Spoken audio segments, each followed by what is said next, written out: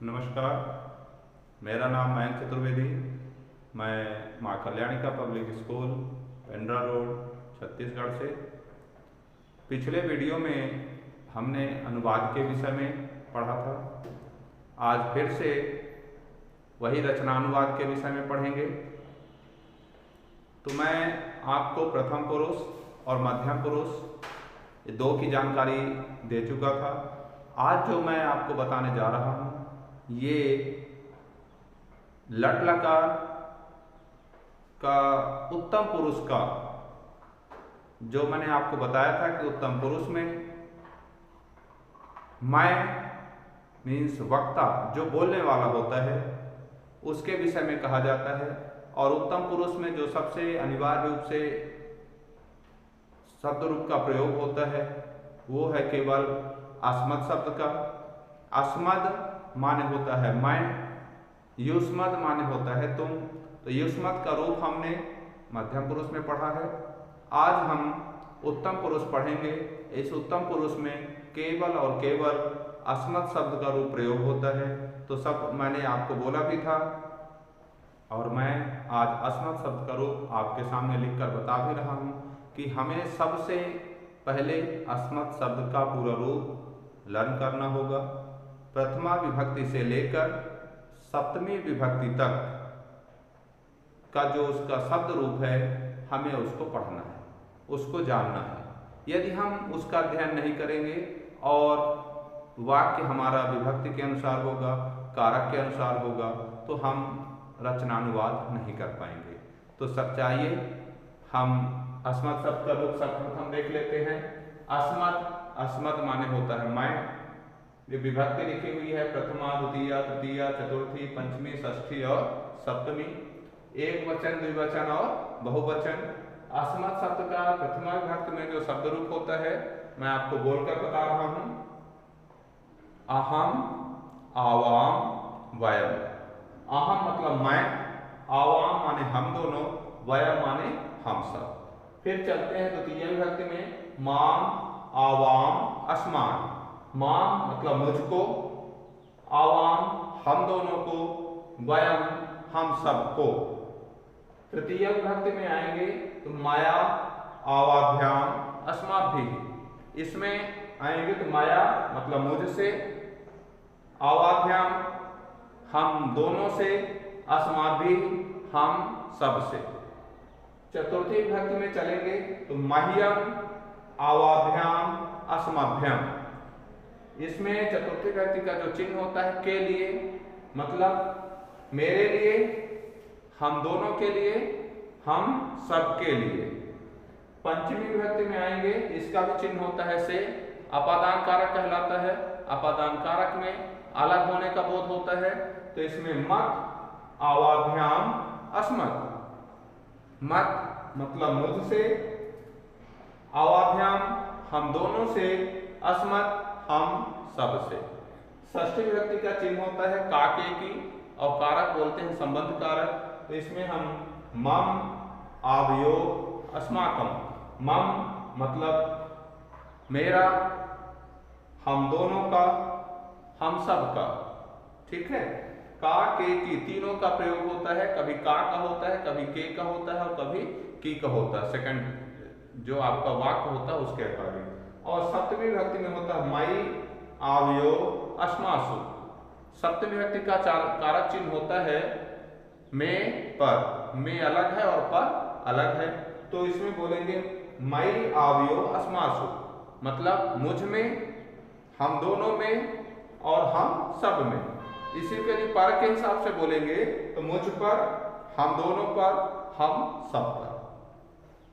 तो ये अस्मद शब्द का जो रूप है ये चिन्ह के अकॉर्डिंग, जो हमारे कारक चिन्ह होते हैं उनके अकॉर्डिंग हमें इसका अर्थ करना है। यदि कहीं से का बोध होता है, या कहीं आपका तृतीया का से का बोध होता है, या कहीं कर्म कारक को का बोध होता है, या संबंध कारक का के की का बोध होता है, या सप्तमी में संप्रदान का अपादान कारक अधिकरण कारक है, अधिकरण कारक में कहीं में पर का प्रयोग होता है, तो हमें कारक के अकॉर्डिंग यहाँ से शब्द लेना होगा।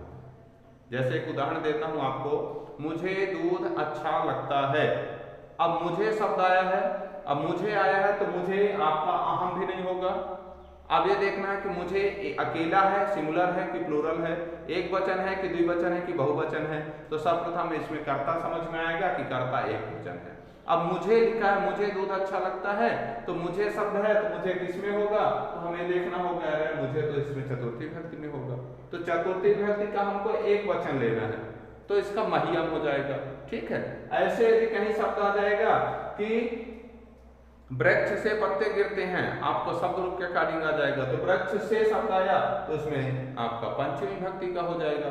क्यों हो जाएगा, क्योंकि वहां पत्ता अलग हो रहा है। तो ऐसे बहुत से शब्द हैं जो हमें उत्तम पुरुष में इन अहम अवाम व्यायाम से लेकर के और जो सप्तमी विभक्ति मई आभ्यो अस्मासु, इन्हीं में से कोई न कोई शब्द होगा जो मैं से संबंधित होगा और इनका प्रयोग उत्तम पुरुष में होता है।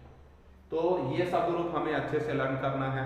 अब चलते हैं कि किस प्रकार से एक वचन, द्विवचन और बहुवचन में हम रचनानुवाद करते हैं। तो इसको जानने के लिए हम उत्तम पुरुष में, जैसे मैंने आपको बताया था कि उत्तम पुरुष में आपका मैं, हम दोनों और हम सब, इनका प्रयोग होता है। और लट लकार में जो इसका फार्मूला आपको बताया था, आम यावा आमह, तो ये एक बार मैं लिख भी देता हूं। सबसे ऊपर ये उत्तम पुरुष है, इसका जो फार्मूला है एक वचन में आम आवा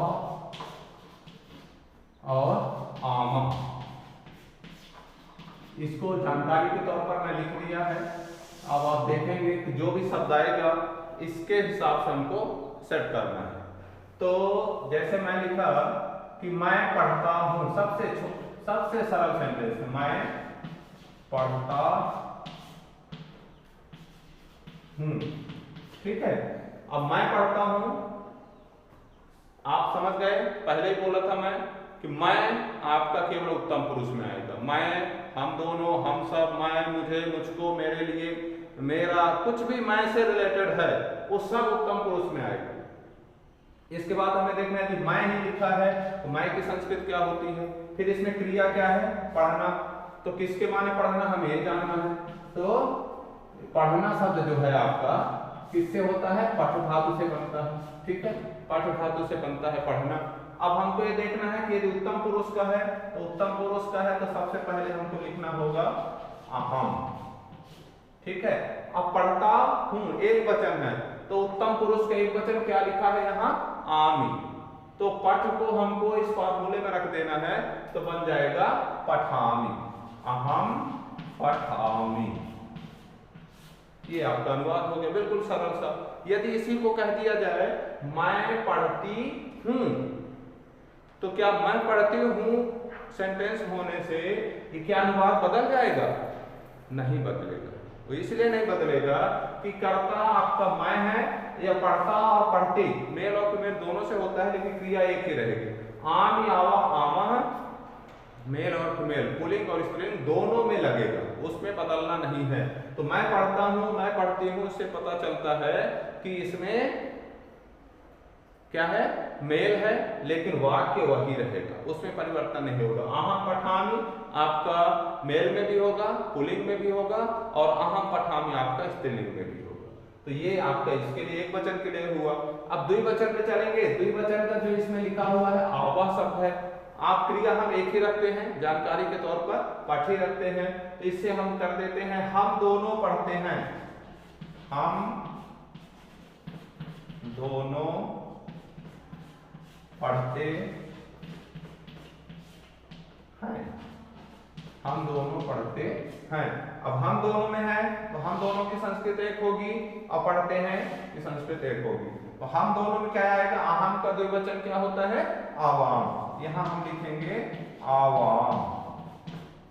फिर पढ़ते हैं पठ धातु से बना है, तो जब पठ धातु से बना है तो इसका उत्तम पुरुष का द्विवचन क्या लिखा है, आवह। आवह का क्या बनेगा, पठावह।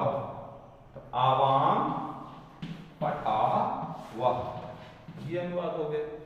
यदि हम इसी को बहुवचन में करेंगे कि हम सब पढ़ते हैं, तो हम सब, हम दोनों की जगह हो जाएगा हम सब पढ़ते हैं। हम सब पढ़ते हैं, तो हम सब का एक संस्कृत बनेगा और पढ़ते हैं का एक बनेगा।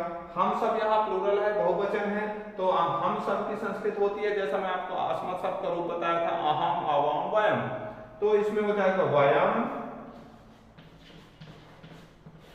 और पढ़ते हैं का बहुवचन क्या लिखा है, आमः, तो पठ में आमः जोड़ देंगे, क्या बनेगा, पठामः। ये आपका इसका अनुवाद हो गया। तो एक वचन, द्विवचन और बहुवचन ये जानने के लिए हमको लट लकार का प्रथम पुरुष, मध्यम पुरुष और उत्तम पुरुष तीनों का फार्मूला लर्न करना होगा। जब तीनों का फार्मूला हमें अच्छे से बनेगा तो जो भी क्रिया होगी, जैसे मैंने अभी आपके सामने पठ पठ पठ रखा, इसी को आप माने लिखना, वद माने बोलना, चल मतलब चलना। अब इसी वाक्य बदल दीजिए, मैं चलता हूँ, अहम चलामि, मैं गाता हूँ, तो अहम गाने को क्या बोले, गायति, गायावह, गायामि, गायावह, गायामः, कोई भी शब्द हो जाए। मैं बोलता हूँ तो अहम वदति, वदतः, वदन्ति प्रथम पुरुष में, वदसि, वदथः, वदत मध्यम पुरुष में, वदामि, वदावह, वदामः आपका उत्तम पुरुष में। तो आपको ये देखना है कि कर्ता यदि प्रथम पुरुष का है तो क्रिया भी प्रथम पुरुष की होगी, यदि कर्ता मध्यम पुरुष का है तो क्रिया भी मध्यम पुरुष की होगी, यदि कर्ता उत्तम पुरुष का है तो क्रिया भी उत्तम पुरुष की होगी। सबसे अच्छी बात है, ऐसा हो ही नहीं सकता कि कर्ता उत्तम पुरुष का हो और क्रिया प्रथम पुरुष की हो। यदि ऐसा होगा मीन्स अपना वो सेंटेंस गलत है, अपना वो वाक्य गलत है। सबसे अच्छी बात है कि कर्ता प्रथम पुरुष, मध्यम पुरुष, जिस पुरुष का कर्ता होगा उसी पुरुष की क्रिया होगी। फिर चलेंगे वचन में, यदि कर्ता एक वचन है तो क्रिया भी एक वचन, यदि कर्ता द्विवचन है तो क्रिया भी द्विवचन, यदि कर्ता बहुवचन है तो क्रिया भी बहुवचन। इसके लिए जो फार्मूला है, अपने को फार्मूला पूरा लर्न करना। तो ये एक फार्मूला जो आपको लट लकार का मैंने बताया था, उस फार्मूले को पूरी तरह से लर्न करना है और कोई भी क्रिया हो उस क्रिया को हमको इसमें रख देना है। और अभी ये सिंपल केवल और केवल धातु रूप से संबंधित है कि लट लकार का है, कर्ता भी वो आपका प्रथम, मध्यम और उत्तम पुरुष से रिलेटेड है, मतलब वह, तुम और मैं। सीधी सी दिमाग की बात बिठा लीजिए कि वह, तुम और मैं, ये तीन चीजें आप जान लीजिए। वह है आपका सीधा सीधा प्रथम पुरुष में आएगा, तुम मध्यम पुरुष में आएगा और मैं उत्तम पुरुष में आएगा। मैंने पहले ही बताया है कि ये जो मैं है, मैं मतलब होता है वक्ता, बोलने वाला, तुम मध्यम पुरुष कहलाएगा और सुनने वाला होता है, और वह जिसके विषय में कहा जाता है वो थर्ड पर्सन हो जाता है। तो वह, तुम और मैं सीक्वेंस ऐसे है, लेकिन इंग्लिश में यदि पढ़ेंगे तो इंग्लिश में फर्स्ट पर्सन आपका ये होता है, सेकंड पर्सन ये होता है, थर्ड पर्सन ये होता है। हमारे संस्कृत में भी वही है। बोलने वाला क्या है यहाँ, मैं, तो ये बोलने वाला मैं फर्स्ट पर्सन हो गया, सुनने वाला तुम सेकंड पर्सन हो गया, और जिसके विषय में कहा जाता है वह यहाँ थर्ड पर्सन है। तो चाहे वो इंग्लिश हो, चाहे हिंदी हो, चाहे संस्कृत हो, एक जैसा ही है। बस इसमें लिखने का जो सीक्वेंस है ऊपर से नीचे की ओर आया है।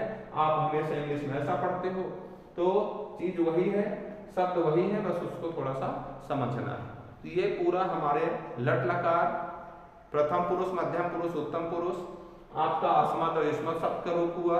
ये अब लट लकार कंप्लीट हुआ।